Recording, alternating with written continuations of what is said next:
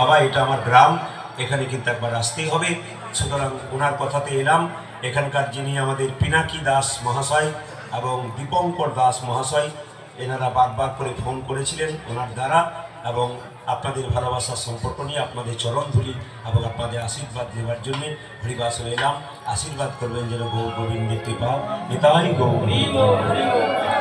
এবং আপনারা কমিটি বৃন্দকে, কমিটির যারা আছেন সকলকে একটু আশীর্বাদ করে যাবেন। সকলের নাম তো আমি জানি না, সকলকে আশীর্বাদ করে যাবেন যেন অনুষ্ঠান দিনের পর দিন, বছরের পর বছর যেন সুন্দর থেকে সুন্দর আরও পরিচালনা হয়, আপনাদের পদধূলিতে বৃন্দাবন এবং নবদ্বীপে পরিণত হয়। আমি এটাই চাইব। সবাই মিলে একবার বলুন রাধা রানী কি। যে পরিমাণ ভক্ত হয়েছে জয়টা একটু জোরে আশা করছিলাম। শ্যাম সুন্দর কি। আপনার ভক্ত, তুমি তোমার মনটা ভগবানকে দিয়েছ কিনা ওটাই দেখে। ভগবান শ্রীকৃষ্ণকে নিমন্ত্রণ করেছিল দুর্যোধন, আপনারা সবাই জানেন। তার বাড়ি গিয়েছিল, খেয়েছিল, যদি বলুন হ্যাঁ না। কেন খায়নি? অহংকারের সেবা খায়নি, কিন্তু প্রেমের সেবা গ্রহণ করেছিল। কার কাছে? বিদুরের বাড়িতে গিয়ে। এ সকলের জানা আছে। এর থেকে প্রমাণ কি? মন্দিরে যাবেন, 4টে কলা 4টে আপেল নিয়ে যাবেন, আপনি কতখানি প্রেমের ভাবে নিয়ে গেলেন ওইটাই কিন্তু দেখবেন। আপনি যে কীর্তন শুনতে এসছেন আপনার সুন্দর মনগুলোকে নিয়ে, এ মন সংসারের কাউকে দিলে, ধোকা দিলেও দিতে পারে, কিন্তু ভগবানকে যদি কেউ সেই মন একবার দিতে পারে, ভগবান ধোকা দেয় না, ভগবান তাকে বারবার কাছে যেতে দেয়। মদ ভক্ত যত্র গচ্ছন্তি তত্র গচ্ছামি পার্থিব, ভক্তানুমনু গচ্ছন্তি মুক্ত স্থিতি বিসহ। সংস্কৃত কথা অনেকের বোধগম্য নাও হতে পারে, ক্লিয়ার করে বুঝিয়ে দিই আমি। আপনার বাড়িতে গাভীর বাচ্চা হয়েছে, গাভীটাকে দড়ি দিয়ে বাঁধলেন, বাছুরটাকে ছেড়ে দিলেন। গাভী দেখবেন দড়িটাতে টান মারবে কেন? যাতে বাছুরের কাছে যেতে পারে। কেন? গাভীর মনে এই ধারণা, যদি বাচ্চা খালি বিলে পড়ে যায়, যদি বাচ্চাকে কেউ কেড়ে নেয়, তার জন্য গাভী পাগল হয়ে যায়। ভক্ত যখন ভগবানের নাম গাইতে গাইতে রাস্তা দিয়ে চলে যায়, তখন ভগবান পাগলের মতো ভক্তের পেছন পেছন ছুটতে থাকে, যাতে ভক্ত আমার কোনো কষ্ট না পায়, যাতে ভক্ত আমার একটু শান্তি পায়। এই জন্য আমি আপনাদের কাছে নিবেদন রাখলাম, যে কোনো অবস্থাতে, যে কোনো পরিস্থিতিতে ভয় খাওয়ার কোনো কারণ নেই, যদি বিশ্বাস থাকে। আর যদি আপনার বিশ্বাস না থাকে, তাহলে আপনি ভয় খেয়ে যাবেন। যেমন কিছু মনে করবেন না, বড় লোকের বাড়িতে মাঝে মাঝে দেখবেন বিড়াল পোষে, ওরা কুকুর তো পোষে, আবার অনেক বাড়িতে বিড়াল পোষে। তো ঘটা করে বিড়াল রানীর ওই কি করে, বিড়াল রানীর জন্মদিন পালন করে, বার্থডে। এ বড় লোকের বাড়িতে পয়সাগুলো কি করবে? বিড়াল বা বিড়ালের জন্মদিন পালন করে। একটা বাড়িতে আমি দেখতে পেলাম বিড়ালের জন্মদিন কীর্তন হচ্ছে পাশে। দাদা যাবেন? বলে কি, আমাদের বিড়াল ছানাটা অনেক বড় হয়ে গেল, ওর মা বাবা তো চলে গেছে, আমাদের বাড়িতে ছিল, এখন ওর জন্মদিন পালন করবো, একবার যাবেন। সবাই তাকান। এখন বিড়াল ছানাটাকে সুন্দর করে সাজিয়েছে, টুপি পরিয়েছে, কাপড় জামা পরিয়েছে, সামনে একটা দুধের বাটি দিয়েছে, কি সুন্দর বিড়াল ছানা বসে আছে। আর যখনই বলেছে যে বিড়াল ছানার জন্মদিন নিয়ে সবাই উলুধ্বনি দিচ্ছে, একটু আনন্দ করছে, কেক কাটছে, সেই সময় পাশ দিয়ে একটা ইঁদুর হুস করে পালিয়ে গেছে। ও তখন দুধের বাটি ফেলে দিয়ে ইঁদুরের পেছনে ছুটে। তার মানে কি বলুন তো? তার মানে কি? সাজা হলে হবে না, ভেতরকে সাজাতে হবে। তুমি সেজে বসে আছো আর বাইরে তোমার ইঁদুরের প্রতি লোভ আছে, তা বললে কিন্তু হবে না। আমি বলতে চাইছি, যা করবে পাকা করো। ছেলে মেয়েদেরকে বলো না 5 মিনিট পর, কিন্তু মন দিয়ে পড়, 6 ঘন্টা পড়ার দরকার নাই। আমি আপনাদের ওই কথাই বলবো, ভগবানকে ডাকবেন 5 মিনিট ডাকুন, সময় নাই, কিন্তু 5 মিনিটটা এমন ডাকুন শুধু ভগবানের জন্যে, ওই সময় অন্য কারোর জন্যে নয়। যদি এই ভাবনা চিন্তা নিয়ে কেউ ডাকতে পারে তবে তার আর কোনো অসুবিধা নেই। তাই মহাপ্রভু নবদ্বীপের মাটিতে এলেন। ছোট্ট করে একটু বলে যায় আপনাদেরকে। একদিন গোলক বৈকুণ্ঠ ধামে রাধা গোবিন্দ যুগলে বসে আছেন। হঠাৎ রাধারানী গোবিন্দের চরণ সেবা করছে। রাধারানীকে গোবিন্দ বলছে, রাধে, গত রাত্রিতে আমি একটা স্বপ্ন দেখলাম। কি স্বপ্ন দেখলে? না, আমি দেখলাম একটা গৌর মূর্তি কলির জীবের দ্বারে ভেসে বেড়াচ্ছে। এ স্বপ্ন কেন দেখলাম? ভগবান শ্রীকৃষ্ণ বলল, রাধে গো, আমি কলির জীবের দ্বারে গৌর হব, আরে কেঁদে কেঁদে তোমার প্রেমের ঋণ শোধ করিব। আমি কেঁদে কেঁদে তোমার প্রেমের ঋণ শোধ করব, আমি কলির জীবের দ্বারে গৌর হব। রাধারানী গোবিন্দকে জড়িয়ে ধরে বলল, বধূ, যে অঙ্গে চন্দন লেপনে করতে গিয়ে আমার মনে বড় ভয় হয়, যদি তোমার শরীরে নখের আঁচড় লেগে যায়, সেই অঙ্গ যখন নবদ্বীপের কঠিন মাটিতে গড়াগড়ি যাবে, না জানি তোমার সোনা রঙে কত লাগবে, কত লাগবে। ওহে বধূ হে,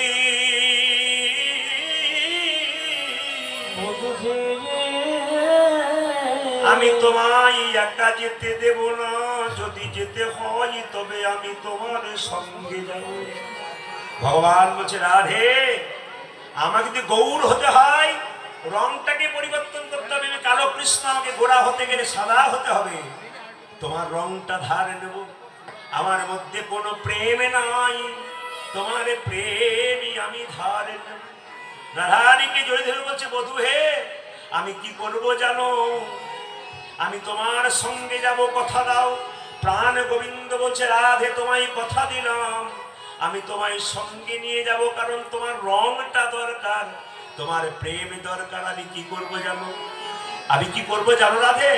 আমি ছড়ে কালো বরণ ওগো করিব ধারণ তব। যেই না বলছে তুই বিপদে পড়েছিস, বলছে হ্যাঁ প্রভু বিপদে পড়েছি। কি বিপদ? লক্ষ শূন্য লক্ষ বাসন ছুটিছে গভীর আধারে, জানি না কখন ডুবে যাবে কোন অকুল গরল পাথারে। লক্ষ শূন্য লক্ষ বাসন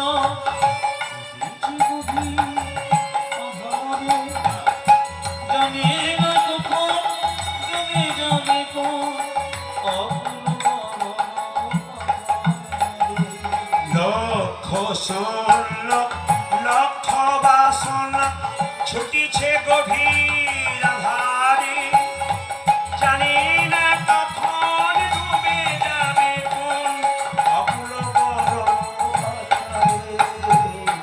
লক্ষ শূন্য লক্ষ বাসন ছুটিছে গভীর আধারে, জানি না কখন ডুবে যাবে কোন।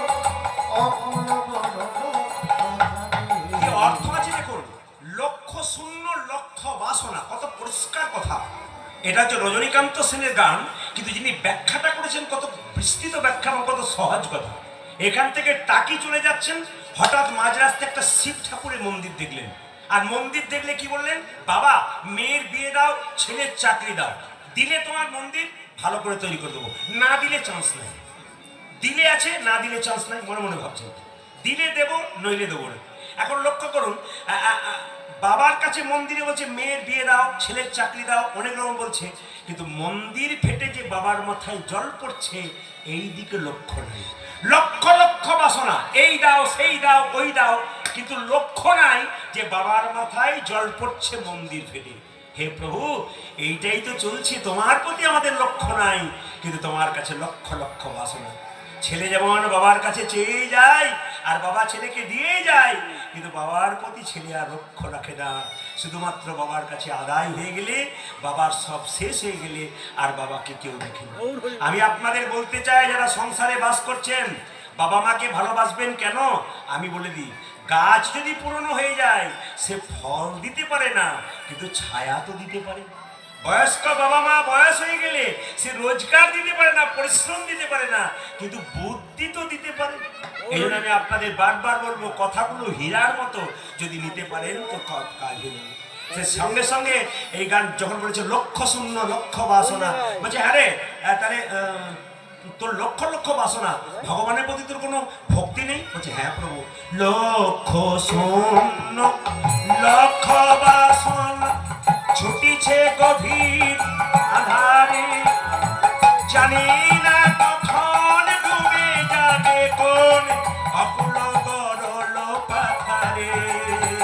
লক্ষ শূন্য লক্ষ শোনো ছুটিছে গভীর আধারে, জানি না কখন ডুবে যাবে কোন অকুল গরল পাথারে। তবে বিশ্ব বিপদ হন্তা প্রভু দ্বারা রুধিয়া পন্থা, বিশ্ব বিপদ হন্তা প্রভু দ্বারা রুধিয়া পন্থা, অবশ্যই চরণ তলে লয়ে সমর মর্ত বাসনা খোঁচায়ে ধরি মলিন মন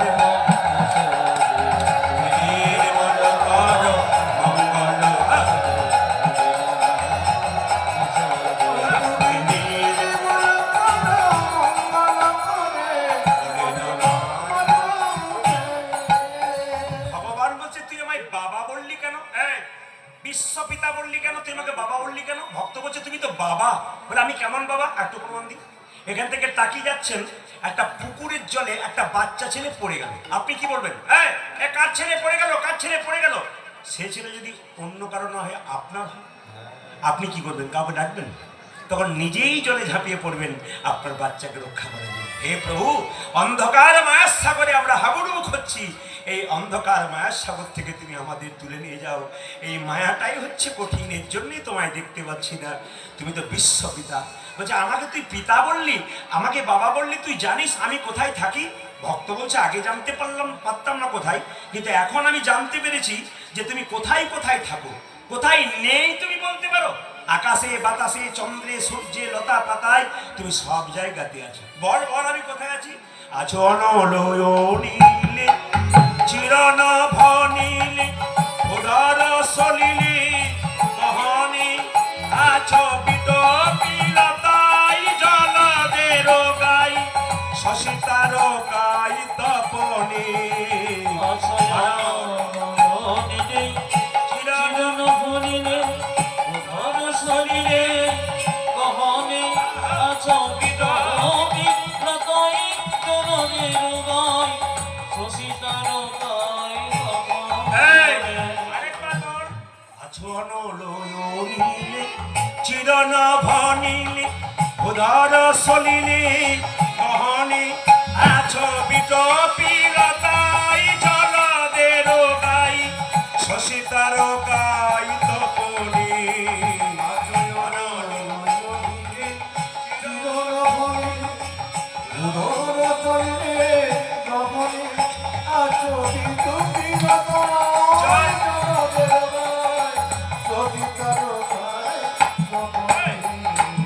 তুই যদি জানিস আমি এত জায়গায় আছি, তুই দেখতে পাস না কেন?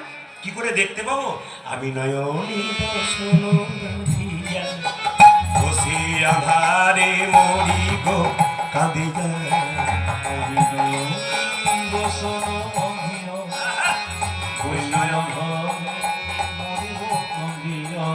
আমি নয়নে বসন